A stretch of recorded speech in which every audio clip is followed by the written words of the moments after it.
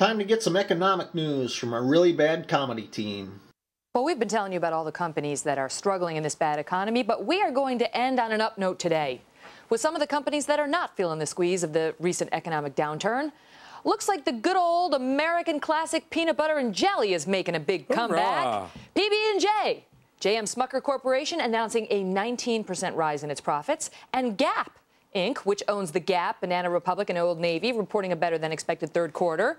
And while bookseller Barnes & Noble reported a quarterly loss, it said its financial position and balance sheet are also in excellent shape. Nice, well done. And McDonald's said they're doing all right. And PetSmart is doing all right. How about PetSmart? I think the Limited. Now let's hear from the idiot who blew $700 billion looking for WMDs in Iraq. Last night on Air Force One coming back from Peru, I talked at length to the Secretary about his recommendation on the decisions made to safeguard City Corps.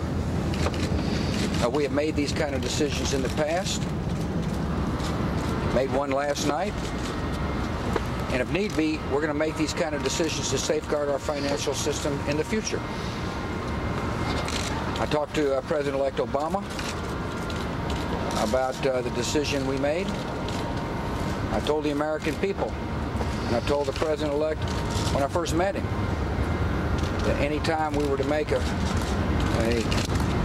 big decision during this transition, he will be informed, as will his team. Secretary Paulson is working closely with President-elect's transition team.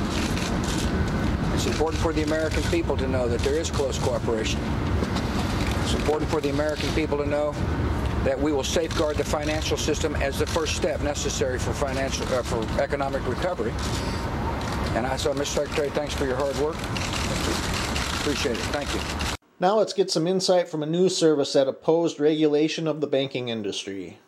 Now, in return for these guarantees, Treasury and the FDIC will receive $7 billion in Citi-preferred stock that carries an 8% dividend and gives the government warrants to buy over 200 million shares at a strike price of $10.61 a share. Well, investors like the plan. You can see Citi shares are higher in today's trade as it strengthens the firm's capital ratios, but dilutes existing shareholders. Shareholders will also see the quarterly dividend cut to, at the very most, a penny a share.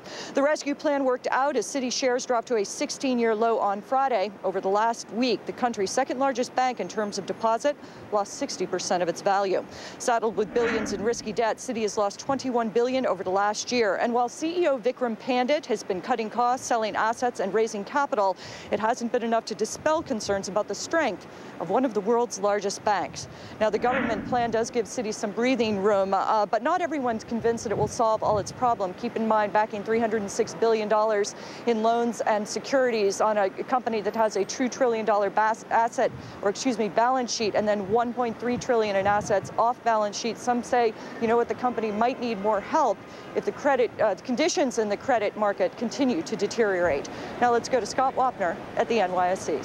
Any questions as to why we're $11 trillion in debt?